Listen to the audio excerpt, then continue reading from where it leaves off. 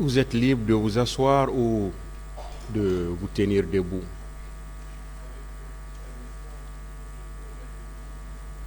D'accord. Est-ce que vous pouvez régler le micro pour lui?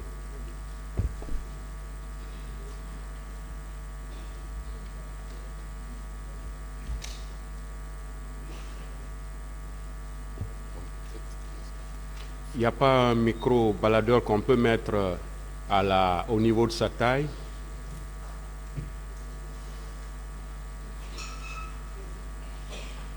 Non, laissez les techniciens, ils vont régler ça.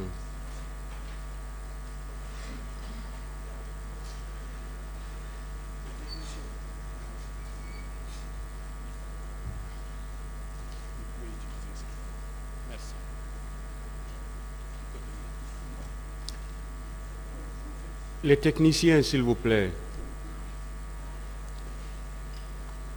Voilà.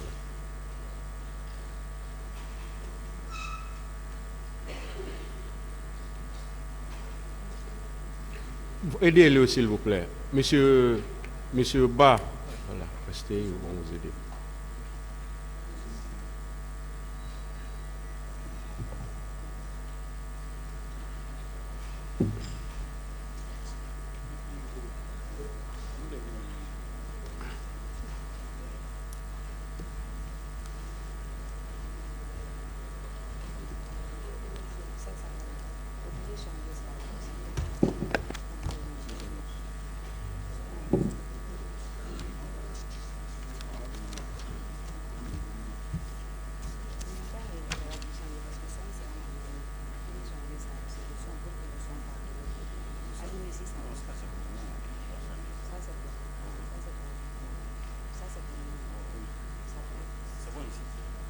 Oui, ça va.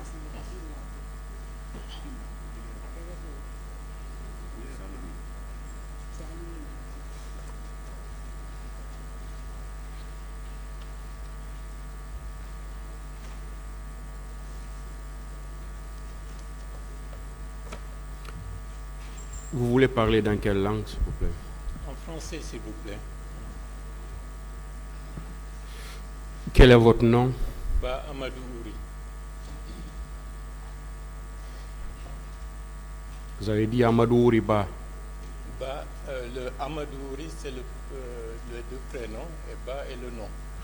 Votre âge? Né en 1958. Où? À Pita. Quelle est votre profession? Ancien cadre de banque. Ancien cadre? De banque. De banque. Où vous êtes domicilié? À Lambandji, Wareya.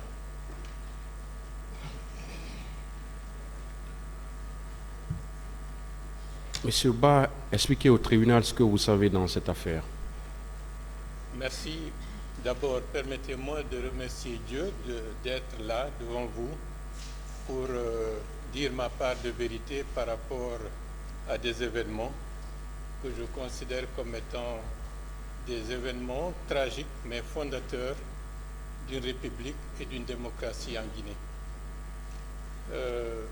Aujourd'hui, plus de 13 ans après, c'est l'occasion de rendre hommage à tous ceux et à toutes celles qui ont contribué à cette lutte pour la démocratie et qui ne sont pas là aujourd'hui.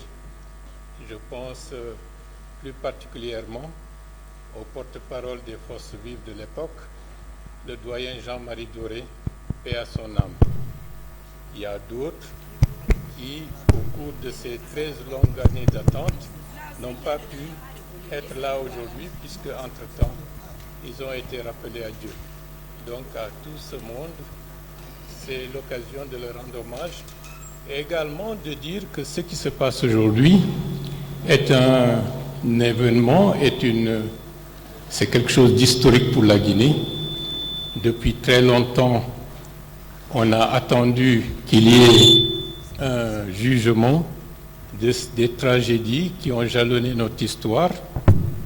La tragédie du 28 septembre 2009 est une parmi tant d'autres, mais comme il faut commencer quelque part, le jugement du 28 septembre 2009, c'est quelque chose qui peut permettre à tous ceux et à toutes celles qui, pendant de longues années, ont enduré des souffrances dans la solitude et qui n'ont pas pu, disons, avoir la justice de leur côté, de pouvoir espérer qu'aujourd'hui, c'est un nouveau départ pour notre pays et pour notre démocratie. Les autorités qui ont permis cela, on leur rend hommage, puisque c'est une décision courageuse et historique, et c'est quelque chose d'extraordinaire, puisque c'est un événement qui fait partie des rares événements juridiques qui peuvent être considérés comme une fierté de l'ensemble du continent africain. Donc, ceci dit, bon, je vais commencer proprement les explications sur ce que j'ai été dans le cadre du processus de l'organisation de la manifestation et rappeler une partie de notre histoire de l'époque de l'arrivée du CNDD au pouvoir et jusqu'aux événements de la journée fatidique du 28 septembre. Comme vous le savez, j'ai été ministre de la Réconciliation nationale, de la solidarité et des relations avec les institutions dans le dernier gouvernement du général Lansana Conté. C'était l'un des rares gouvernements dans l'histoire de notre pays où des partis de l'opposition étaient représentés en tant que tels. Et à ce titre, je représentais mon parti de l'époque, l'UFDG, comme ministre de la Réconciliation nationale. Les événements qui ont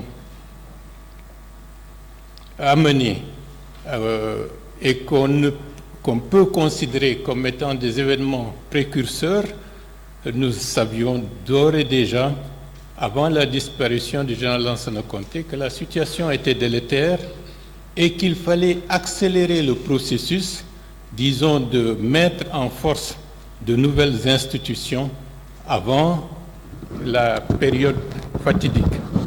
Donc, l'entrée dans le gouvernement, disons, de large ouverture, où M.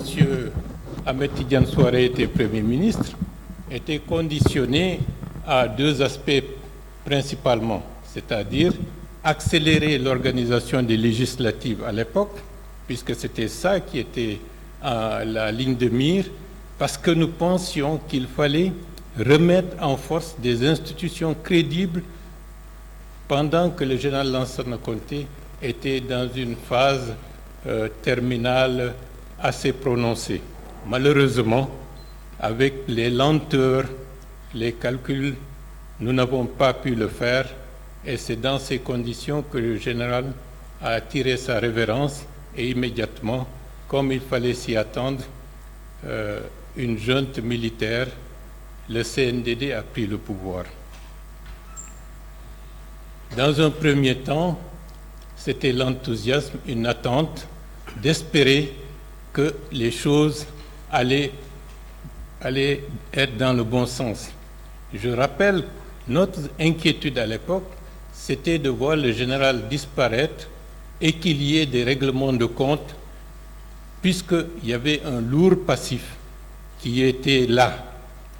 Je ne rentrerai pas dans les détails, mais notre action au gouvernement, c'était de faire en sorte que toutes les bombes politiques et sociales qui planaient au-dessus de la tête de la Guinée soient désamorcées avant la disparition du général. Je remercie mes collègues et le Premier ministre de l'époque de m'avoir accompagné parce que nous avons réussi, après la disparition du général, à avoir, d'une manière ou d'une autre, une transmission du pouvoir sans effusion de sang. Et ça, c'est quelque chose de très important qu'il faut souligner aujourd'hui. Quelques jours après et quelques semaines après la prise du pouvoir par le CNDD, les forces politiques se sont retrouvées de manière plus ou moins informelle au niveau de la bourse du travail. Ça, c'était au mois de février, si ma mémoire est bonne. Au cours de cette réunion, il y avait des syndicalistes, les représentants des syndicats. Il y avait, personnellement, je représentais l'UFDG et le professeur Alpha Condé représentait le RPG, et avec d'autres responsables, il a été décidé de créer les forces vives nationales. Parce que l'idée de la création des forces vives nationales, c'était d'éviter que dans le nouveau contexte, que les forces politiques et sociales se retrouvent dans un contexte qui peut rappeler les mésaventures et les dysfonctionnements que nous avions constatés lors des tragiques événements du 22 janvier 2007 avec les forces sociales qui étaient motrices des changements de l'époque qui, par la suite, n'ont pas donné les résultats escomptés. Donc, la création des forces vives, de la manière la plus pratique, était de faire en sorte de rassembler toutes les forces désireuses d'être ensemble pour être les interlocuteurs privilégiés du processus de changement que le CNDD allait mettre en place. Permettez-moi de rentrer un peu dans les détails pour dire un certain nombre de choses qui permettraient de comprendre la suite. À cette réunion, il a été décidé de mettre en place une organisation qui soit la plus flexible possible pour ne pas créer des querelles de leadership. Et nous avons décidé de mettre en place un porte-parole et son adjoint, en plus de 2 ou 3 commissions, et le reste du processus devrait être régi uniquement dans le cadre des délibérations au sein d'une assemblée générale où toutes les parties prenantes devaient se prononcer. Seule l'assemblée générale avait la possibilité d'invalider ou de changer une décision qui a été prise par le passé.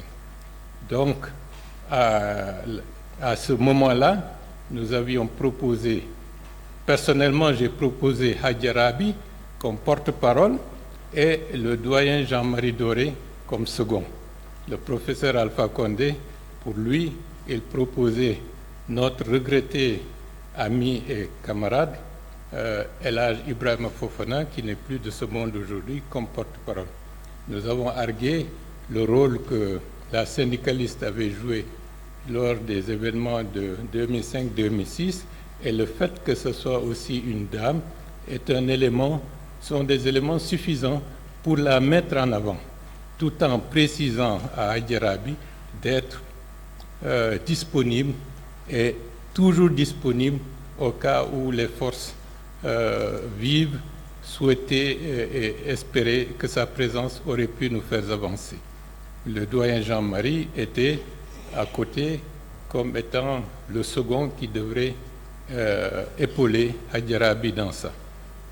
Moi, je suis devenu le président de la commission politique des forces vives et c'est comme ça que les choses ont évolué. Donc, jusqu'au mois d'avril, les relations étaient relativement, j'allais dire, pas enthousiastes, mais les relations étaient bonnes entre les forces vives nationales et le CNDD. Les choses ont commencé à disons, l'ombre a commencé à planer au-dessus des têtes de tout le monde. C'est lorsque le président d'Addis, à Kaloum, a exprimé de manière publique qu'il peut enlever la tenue et être candidat pour les élections à venir. Or, ceci était en contradiction avec ses engagements du départ qui disaient que le CNDD ne pouvait pas être candidat dans le cadre du processus des élections qui devraient s'organiser. Lorsqu'il y a eu cela, vraiment c'était une profonde déception et nous avons, au niveau des forces vives nationales, essayé de désamorcer la crise qui était annoncée.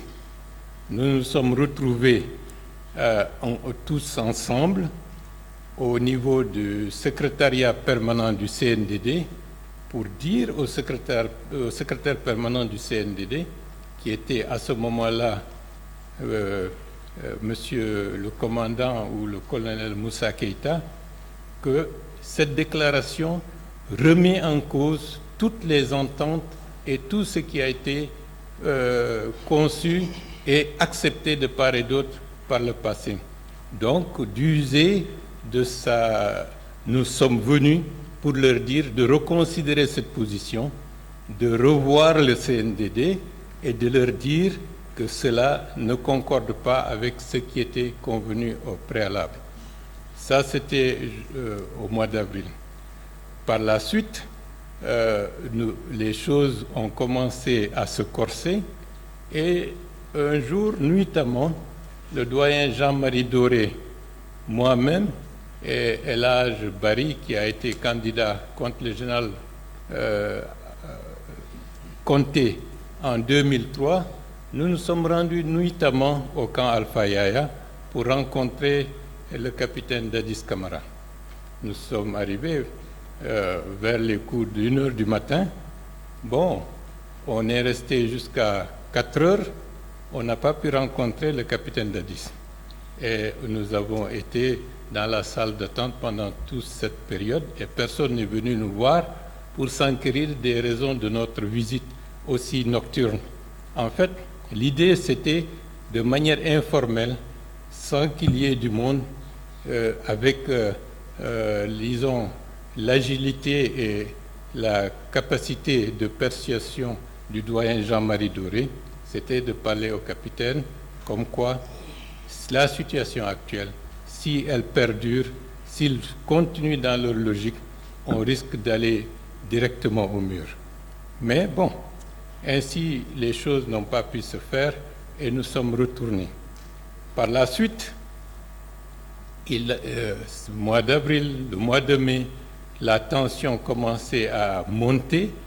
Et nous sommes...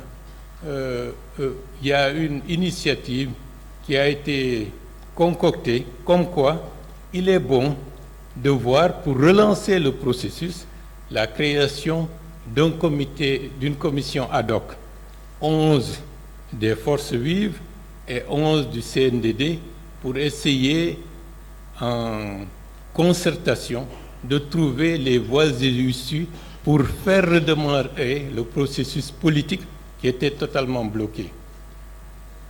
Malheureusement, c'est au cours de cette concertation de paritaire entre CNDD et Forces vives qu'il y a eu un changement majeur, parce que dans l'ordre du jour, il n'était pas question d'intervertir l'ordre des élections, c'était simplement de relancer le processus pour que nous puissions, par le processus de dialogue et de concertation, de frayer la voie à ce qui peut nous permettre d'avoir une transition conséquente.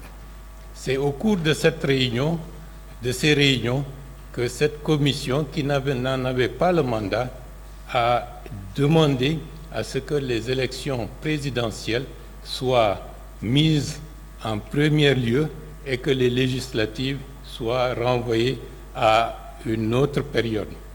Or, cette organisation et ce timing, ce n'était pas fait pour simplement on peut changer le premier au second, le second au premier, non. C'était pour éviter que dans le cadre de ces compétitions à caractère présidentiel et individuel, que la polarisation ethnique soit exacerbée par les origines ethniques ou régionales des différents candidats. Ça, c'était la motivation pour laquelle nous préférions que les élections législatives passent avant la présidentielle. Pour être plus complet, dans le cadre des forces vives, il n'y avait pas unanimité par rapport à cette question. Le RPG principalement, et l'UFDG et tous les autres étaient pour les législatives d'abord avant la présidentielle. C'est seul dans le cadre des forces vives, l'UFR de M. Sidia Touré, qui privilégiait l'option d'aller directement à la présidentielle. À partir du moment où, de manière concertée, cette commission a mis en avant la présidentielle, le compte à rebours a commencé. Je me souviens qu'à partir de ce moment-là, le président de l'UFDG s'est rendu en tournée en Haute-Guinée et il a été bloqué à l'entrée à Cancan. Et donc, la question, disons, du leadership pour être, disons, le plus présidentiable possible, a pris le dessus sur toute autre considération. Bon, il y a d'autres événements ou d'autres facteurs qui ont motivé cela, et notamment la convocation des élus locaux par le CNDD pour savoir si oui ou non ils sont favorables à une candidature du président du CNDD.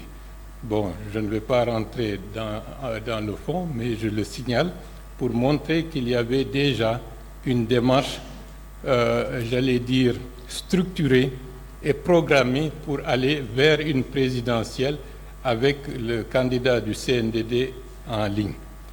Je rappelle également, après notre entrevue avec le colonel ou le commandant Moussa Keïta, qui était le secrétaire permanent du CNDD, malgré nos actions de médiation pour essayer de désamorcer la crise, quelque temps après, on a entendu le même secrétaire permanent du CNDD déclarer publiquement Dadis ou la mort. C'est à partir de ce moment-là que la situation politique s'est profondément détériorée. Je rappelle qu'au même moment, sur le plan de la communauté internationale, il y avait le groupe international de contact sur la Guinée qui, de manière régulière, venait en Guinée pour se concerter avec les forces vives.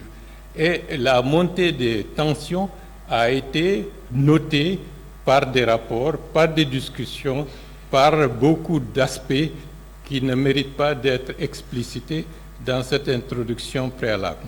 Donc c'est comme ça que progressivement, malgré tout, nous nous sommes avancés au mois de juillet, mois d'août, dans une situation où il semblerait que la candidature est irréversible.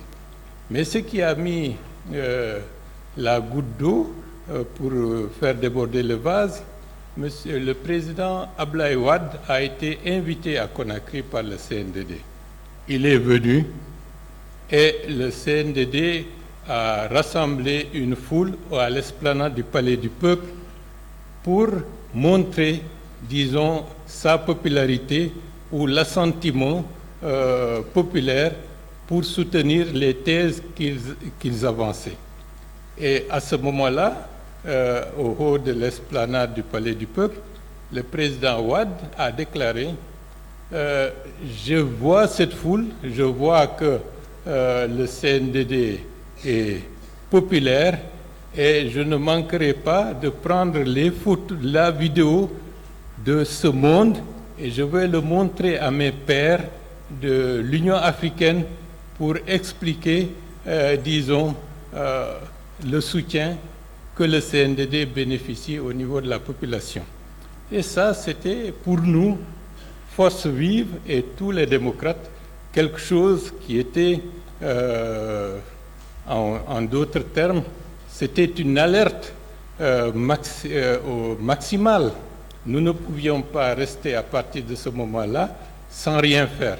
C'est à partir de ce jour-là que l'idée de dire si c'est cette foule qui a été rassemblée par le CNDD au niveau de l'esplanade du Palais du Peuple qui peut légitimer une candidature du capitaine Moussa Dadis Camara ou du candidat du CNDD, il nous faut montrer que la réelle légitimité est du côté de la population guinéenne qui, dans sa très grande majorité, ne voulait pas, disons, d'une dictature à caractère militaire, mais voulait la démocratie.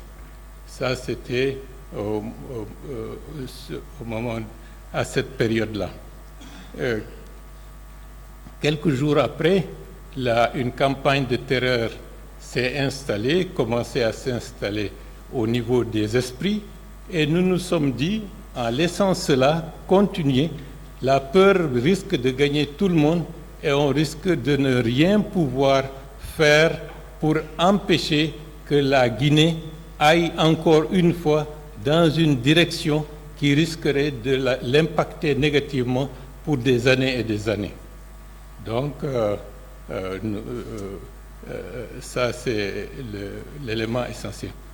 Il y a un événement qui n'est pas du tout lié directement, mais le président de l'UFDG a été bloqué par une ou deux fois à l'aéroport de Conakry puisqu'il ne pouvait pas revenir.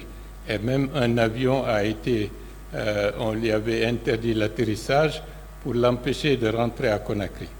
Au niveau de, là, c'est au niveau de l'UFDG simplement, nous nous sommes dit, si rien n'est fait pour contrebalancer la campagne de terreur, la Guinée risque de sombrer.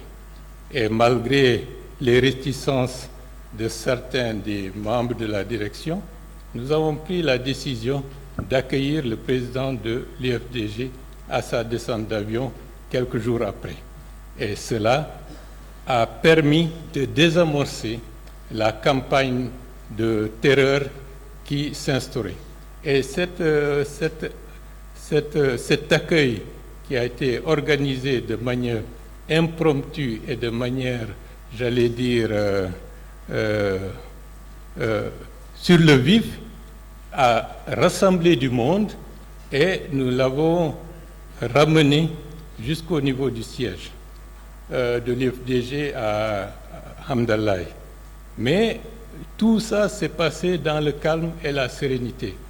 Et au niveau des hauteurs de Bambeto, nous avons été escortés à partir de ce moment-là par le commandant Thieboro qui était venu et a encadré la foule jusqu'au niveau du siège de l'UFDG.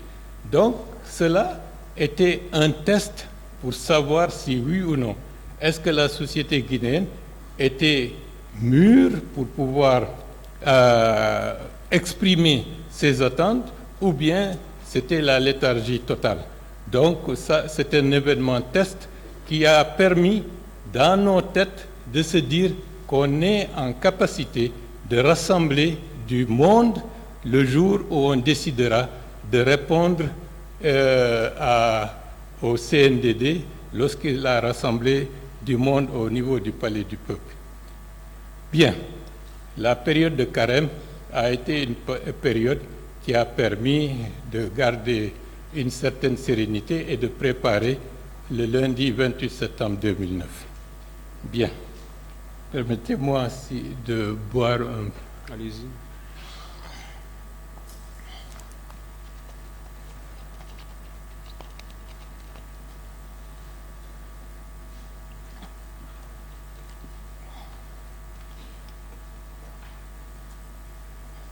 Donc les conditions politiques, les conditions de la mobilisation étaient plus ou moins réunies et nous avons préparé l'organisation de la manifestation de manière relativement sereine. Bien. Qu'est-ce que je peux dire à ce niveau-là? Je saute les péripéties qui ont amené jusqu'à la préparation, mais l'ensemble des forces vives étaient préparées à participer. Bon, à la dernière minute, il faut dire que certains se sont désistés. Les organisations syndicales et certaines organisations de la société civile qui devaient payer leur quote-part pour l'organisation de la manifestation ne se sont pas montrés à la dernière minute. En parenthèse, cela n'a pas empêché les leaders de ces organisations à être les ministres des forces vives par la suite. Mais ça n'a pas tellement d'importance par rapport à l'objet de de cette déclaration. Donc, j'en viens un peu avant, parce que j'ai entendu beaucoup de choses concernant la participation oui ou non, de certains responsables à l'organisation du 28 septembre 2009. Je dois préciser que nous avions expressément indiqué que tous les premiers responsables de toutes les formations politiques, principalement, devaient être à Conakry pour participer à cette manifestation. Et c'était extrêmement important puisque nous avions eu en 92 un effet contraire qui avait fait qu'au moment où il fallait lutter pour l'émergence de la conférence nation souveraine, à la dernière minute, certains responsables s'étaient éparpillés un peu partout dans le pays et ce qui était prévu n'a pas pu se faire. Bref, donc nous tenions à ce que tous les premiers responsables soient au Conakry. Lorsque j'ai constaté que le président Alpha Condé n'était pas présent, j'ai appelé M. Diané, qui était le secrétaire permanent du RPG, pour lui demander est-ce que oui ou non le président du RPG sera à Conakry. Il dit qu'il est aux États-Unis, il assiste comme observateur à l'Assemblée générale des Nations unies qui intervient très souvent au courant du mois de septembre. Alors je lui ai dit, il faut dire à M. Alpha Condé de manière solennelle de faire une déclaration sur les ondes pour exprimer la participation et la solidarité du RPG par rapport à la manifestation qui était projetée. C'est ce que le président Alpha Condé a fait sur les ondes de RFI, je crois le dimanche matin, si ma mémoire est bonne. Mais cette déclaration a été faite pour exprimer la solidarité et la participation du RPG à la manifestation du 28 septembre 2009. Donc, sinon, tous les autres responsables étaient présents et il n'y a pas eu de doute sur cette question. Donc, la journée du matin, il pleuvait, il y avait une fine pluie et nous avions indiqué que nous devions nous retrouver chez le doyen Jean-Marie Doré dès la première heure. Ça, c'est un. Mais avant de rentrer dans les détails, je vais dire qu'est-ce qui était projeté. Pourquoi le 28 septembre? Le 28 septembre, ce n'était pas choisi fortuitement. C'était pour nous de rendre hommage à cette journée du 28 septembre 1958 où la Guinée a opté pour l'indépendance en disant non à la colonisation.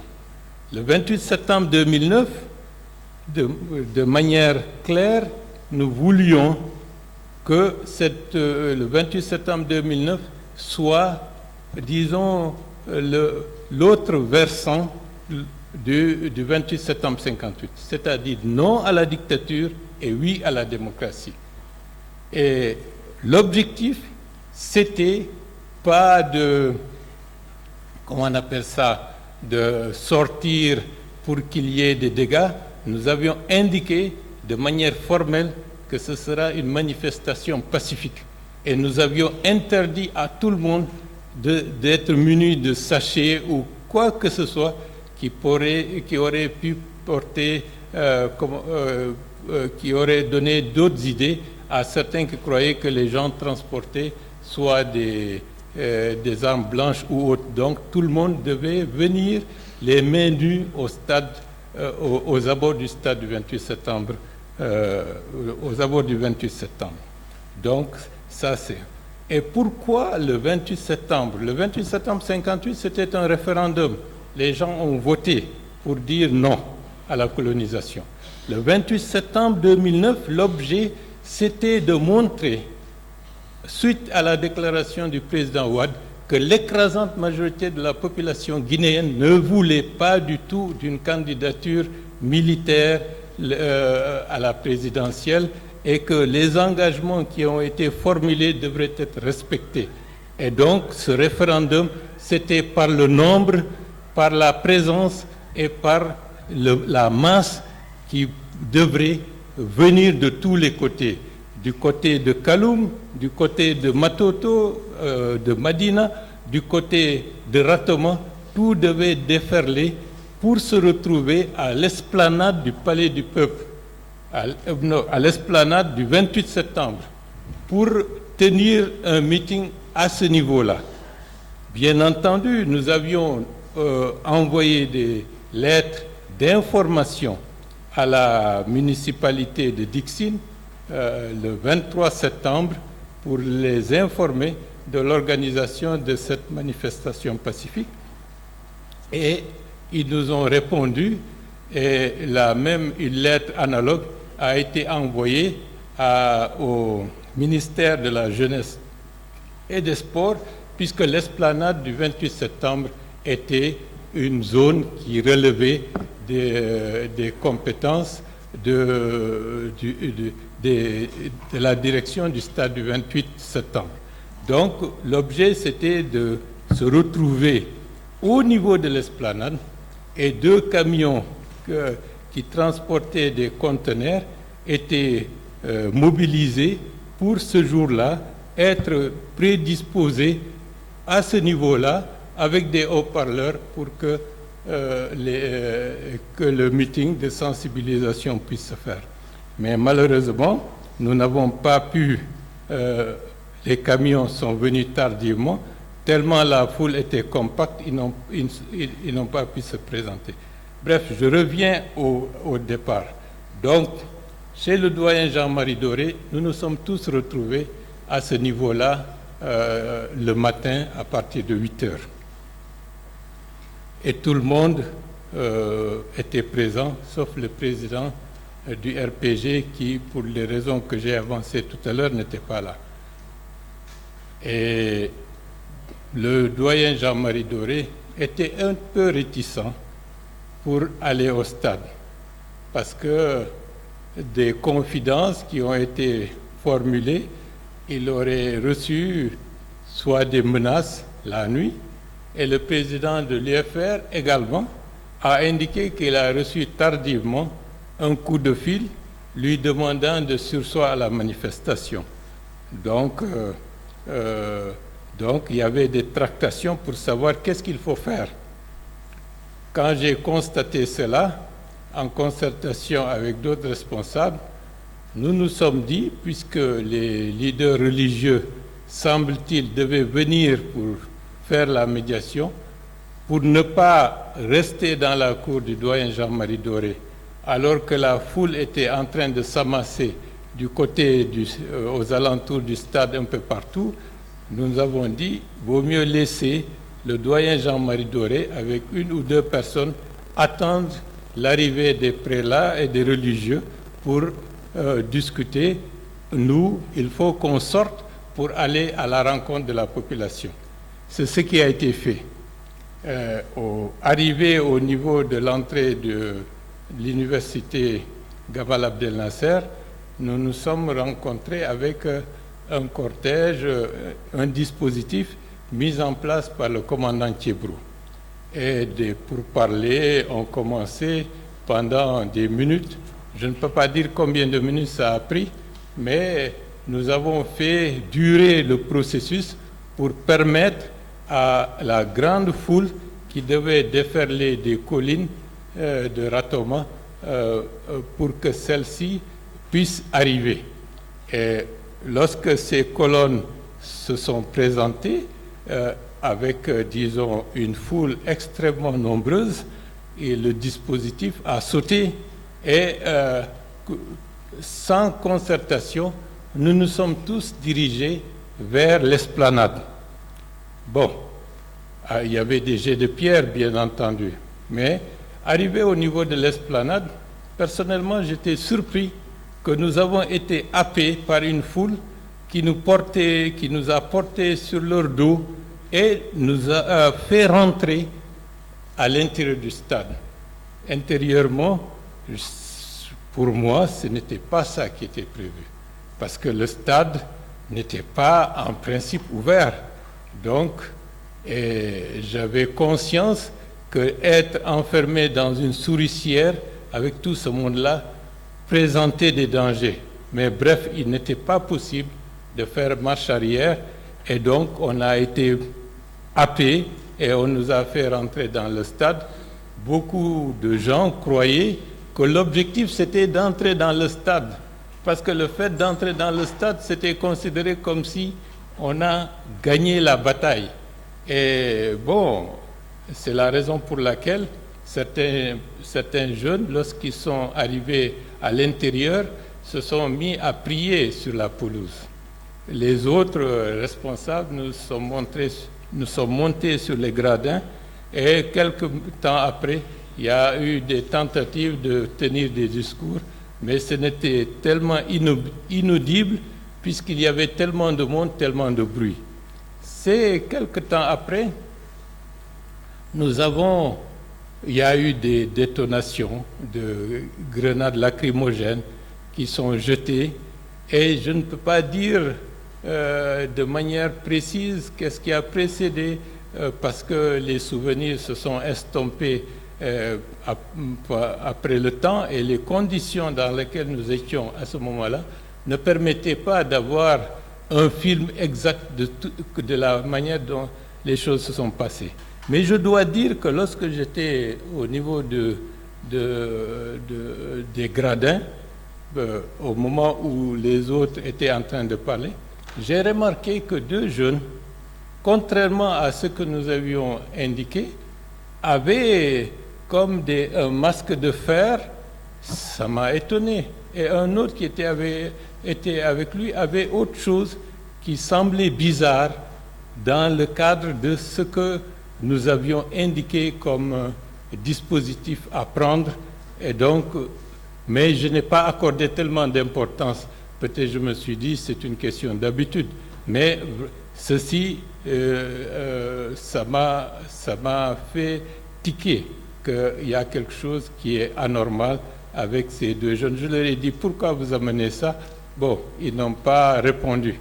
Mais bref, donc c'est dans ce processus que les détonations, les grenades lacrymogènes et des coups de feu qu'on a entendus et on a vu comme des petits moineaux, la plupart des gens qui étaient au niveau de la pelouse, chacun cherchant à fuir pour quelque chose dont personnellement je n'avais pas pris conscience de ce qui se passait. C'est dans ce cadre, quelque temps après, on a vu des militaires, principalement des bérets rouges, venir au niveau de là où les responsables étaient en face des responsables pour demander à ce qu'on descende. Intérieurement, j'ai dit, ils sont venus nous arrêter. Bon, ça ne m'a pas inquiété puisque je me suis dit, c'est dans l'ordre naturel des choses. Mais il y avait parmi eux des gens qui n'étaient pas du tout de la manière, leur habillement n'était pas conforme à l'habillement des forces de défense et de sécurité, parce que c'était bigarré, il y avait du tout. Et en descendant de la tribune à la queue-leu, bon, moi j'étais un peu derrière, j'ai vu Ella Selou qui était en maille avec un policier, puisque je peux l'appeler policier, qui était habillé tout en noir, qui avait un ceinturon, et une bataille s'est engagée. Bon, c'est au cours de la descente vers la pelouse que j'ai reçu un coup sur la tête. Ça m'a sonné, mais ça ne m'a pas déstabilisé. Donc nous avons été regroupés et dans ce cadre, il y a un fusil était tombé, un militant de l'IFDG l'a pris, je lui ai intimé l'ordre de le déposer parce que c'était dangereux qu'on le voit avec le fusil et ça aurait pu être un prétexte pour nous canarder tout simplement parce que quelqu'un a pris un fusil qui était par terre. Heureusement, il a obtempéré et je pensais que cela n'était pas sûr, mais j'ai été surpris que mercredi dernier, que Fatoumata Bari ait relaté cette histoire. Donc, celui qui est venu, parce qu'on ne pouvait pas distinguer, est-ce qu'ils sont ensemble, est-ce qu'ils ne sont pas ensemble, mais celui qui a exprimé de manière formelle, descendait, là, c'était le commandant Toumba Diakité. Les coups pleuvaient et je ne peux pas dire de manière précise ce qui s'est passé à côté de moi, puisque c'était une question de vie ou de mort et il fallait être lucide pour ne pas paniquer ou aller dans des directions qui n'étaient pas les bonnes. Monsieur Cellou Dalein Diallo avait reçu des coups et il était à terre. Bon, c'est un coup de fusil avait blessé son garde-corps. Lorsque le commandant Toumba amenait les autres leaders pour les faire sortir de la pelouse, pour les amener, le fait que M. Diallo Cellou était à terre, intérieurement, j'ai dit, je ne peux pas le laisser là. Et je remercie Dieu de m'avoir donné toute la lucidité, de n'avoir pas paniqué et de ne l'avoir pas abandonné au niveau de la pelouse. J'ai demandé à un de nos militants, Ablaye 3, malgré le fait que ce dernier avait reçu un coup et que son bras était cassé, de m'aider à prendre Ella Cellou et de le sortir d'ici. L'autre équipe, avec les leaders, était déjà partie. Nous nous sommes retrouvés derrière et malgré les coups qui pleuvaient, nous avons réussi à le sortir de la pelouse et on était toujours à l'intérieur de l'espace du stade du 28 septembre, mais pas au niveau de la pelouse. On était poursuivis par des gars qui avaient des armes blanches et un qui avait vraiment un long bâton et qui était en train de vouloir nous assommer avec cela. Bien, c'est à ce moment-là que j'ai aperçu le colonel Thieboro qui entrait dans le stade, mais qui s'avançait tranquillement. Comme je le connais, et je lui ai fait signe, il est venu vers nous. Lorsqu'il est venu vers nous, ceux qui nous agressaient avaient cherché autre chose à faire. Et à ce moment-là, le colonel Thieboro a pris sa responsabilité en nous prenant en charge et il a ailé quelqu'un que je considère comme étant un des éléments garde-corps de M. Sidya Touré, de venir nous aider pour prendre M. Cellou Dalein Diallo et avec Ablaye 3 et pour qu'on puisse sortir du stade. C'est comme ça qu'on est sorti. Au moment où on sortait, il y avait un attroupement, disons des jeunes garçons, des jeunes étaient agglutinés un peu avant la sortie. Et l'image qui m'a le plus frappé, c'était le fait qu'un petit garçon a levé la main et il y avait un militaire qui avait un fusil et qui les mettait en joue. Je ne sais pas ce qu'ils sont devenus, est-ce qu'ils ont réussi à sortir ou pas, mais c'est l'image qui m'a le plus traumatisé par rapport aux événements du 28 septembre. Ce n'était pas une violence avérée, ouverte, mais un petit garçon levant la main, ça, à chaque fois que j'y pense, je suis fortement ému. Ceci dit, on est sorti et on s'est retrouvé à l'esplanade pour aller vers la jupe du colonel Thieboro. J'ai vu au niveau de l'esplanade une femme qui se débattait et qui était entourée par des hommes en uniforme et qui était en train, disons, de vouloir lui tirer le pagne et de la mettre nue. Et ça, je suis formel là-dessus, c'était comme si c'était un petit animal qui était au milieu et des garnements se mettaient à jouer avec elle en essayant de la mettre nue.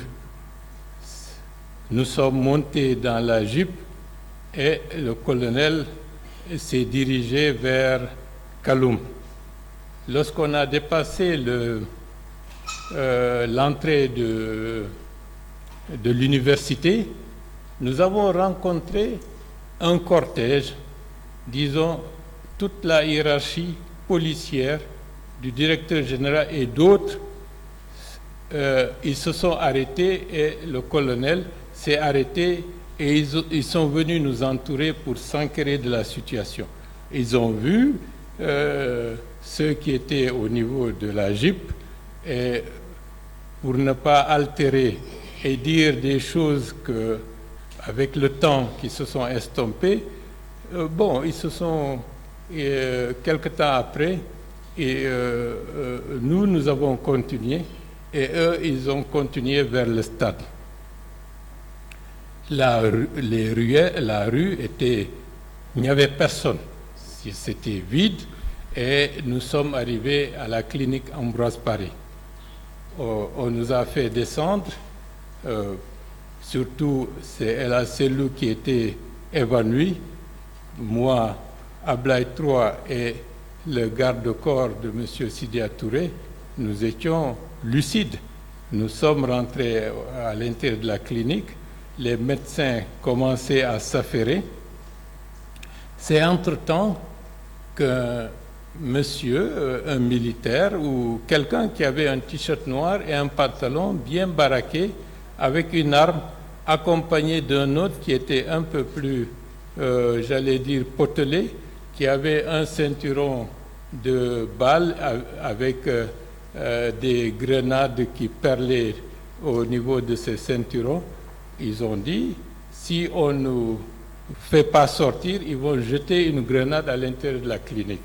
Ça a créé la panique et on était obligés, et les médecins étaient obligés de nous aider pour reprendre El Asselou qui était encore évanoui pour nous mettre dans la Jeep. Mais ce qui m'a le plus à ce moment-là frappé, je me suis rendu compte que le colonel Tchebro n'avait aucune autorité sur eux. Je m'étais dit, comment se fait-il que lui, qui est colonel, et que d'autres viennent et lui donnent des instructions sans qu'il ne puisse réagir? Et dans ma tête, c'était quelque chose qui n'était pas du tout normal. Mais bref, le colonel Tchebro nous a repris dans sa Jeep et nous nous sommes dirigés vers la ville. Arrivé à un carrefour, je crois, juste au niveau de la Banque centrale, et c'est comme s'il hésitait, et par la suite, il a bifurqué directement vers le camp Samori Touré. C'est au niveau du camp Samori Touré, on nous a amenés au niveau de du dispensaire, et médecin militaire nous a pris en charge, et c'était Dr Bangoura, qui, je crois, d'après, il semblerait, c'était le frère de l'ancien colonel Panival, qui nous a pris en charge, qui nous a soignés. À ce niveau-là, on était restés à 3. Moi, El Asselou et Ablaye III. Comme j'avais des blessures au niveau de la tête, et Ablaye III avait son bras qui était cassé, mais à ce moment-là, c'est comme s'il n'avait pas pris conscience que son bras était cassé. Bon, moi et lui, nous nous sommes retrouvés au niveau de la véranda. Après, je lui ai dit, puisqu'on n'a pas l'air d'être surveillé, j'ai dit à Blaye 3, il faut partir, essayer de partir. Nous allons rester. C'est comme ça qu'Ablaye 3 est parti. Nous, Ella Selou et moi, nous sommes restés. Mais quelque chose m'a interloqué. À un moment donné, j'ai vu un grand camion qui avait un camion militaire qui est rentré dans le couloir. Ça m'a intrigué, mais je ne pouvais pas savoir qu'est-ce qu'il y avait à l'intérieur. Mais bref, je signale ça au passage. Et dans l'après-midi, on nous a demandé de quitter comment on appelle ça, l'infirmerie du camp Samori Touré, et on nous a amenés à la clinique Pasteur. C'est là-bas où on a su que tous les autres responsables des forces vives étaient déjà hospitalisés.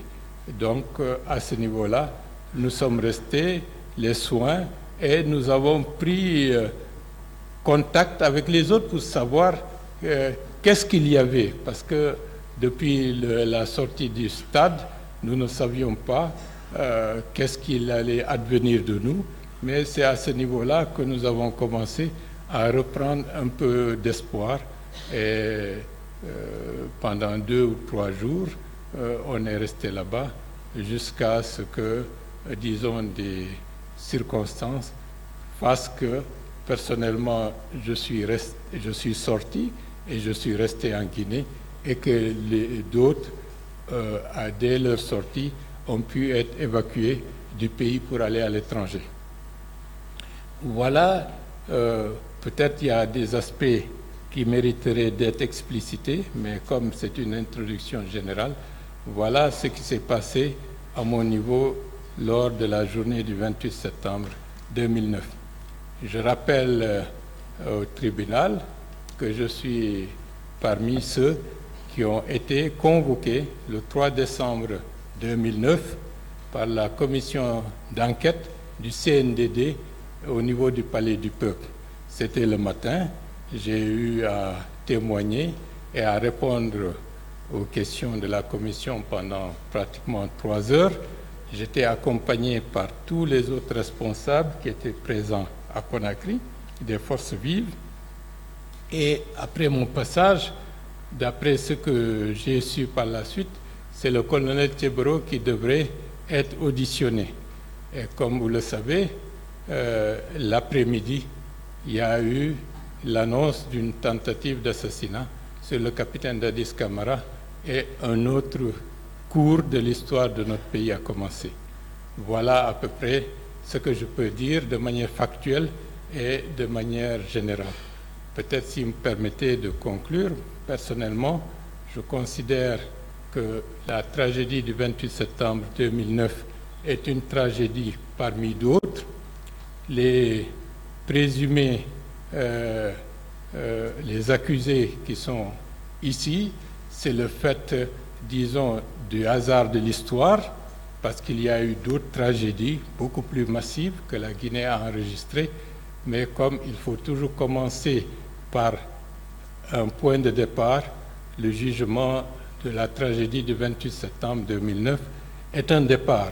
Cela n'occulte pas les anciennes responsabilités qui ont ensanglanté notre pays, et nous souhaitons que ce qui s'est passé soit perçu comme une forme, disons, de juger pour éviter les répétitions. Parce que le fait que durant les 13 années, il n'y a jamais eu le jugement du 28 septembre 2009, d'autres tragédies ont été enregistrées en Guinée. Les tragédies de Womé, de Galapaï, de Zogota, les tragédies autour de l'Axe, tout cela aurait pu être évité si les autorités, après la transition de 2009-2010, avaient pris leur responsabilité expresse pour sanctionner de manière définitive et durable ces genres d'exactions sur les populations civiles. Mais on ne peut pas revenir en arrière, c'est notre histoire et il faut le prendre en compte pour nous permettre d'envisager un autre cours, un autre avenir où ces genres de situations ne pourront pas se répéter.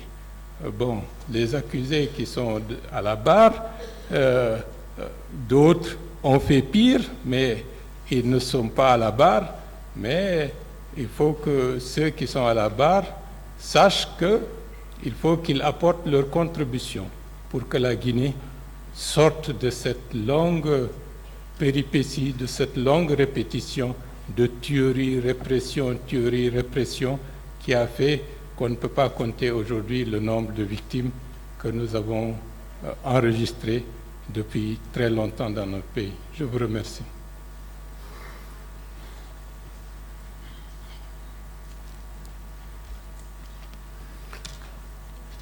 Monsieur Ba, finissez, vous pouvez. Allez-y.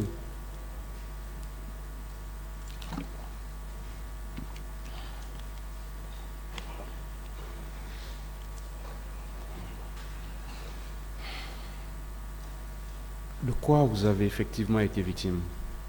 Bon, vous savez, la notion de victime, personnellement, je considère que nous avons assumé notre devoir vis-à-vis de notre pays. Et comme l'histoire est tragique, il y a le prix à payer pour la liberté, pour la démocratie, et les personnes qui sont... Je veux dire qu'est-ce que vous avez subi? Bon, j'ai subi des coups, j'ai été blessé. Pour l'essentiel, c'est ce que j'ai subi à titre personnel. Est-ce que ce jour, vous avez pu identifier certains agents des forces de l'ordre ou bien des militaires? Bon, de manière explicite, je ne peux pas les identifier. Les seules personnes que je peux identifier, puisque c'était clair et net, c'est le commandant Toumba Diakité, lorsqu'il a donné des instructions que les leaders descendent et qu'il les a pris en charge pour les faire sortir, et que le second qui nous a pris en charge, c'est le colonel Tiboro Camara. Les deux militaires de la clinique Ambroise, est-ce que vous avez pu les identifier? Bon, je ne les connais pas, j'ai vu, c'était la première fois que je les voyais, mais je ne peux pas être explicite.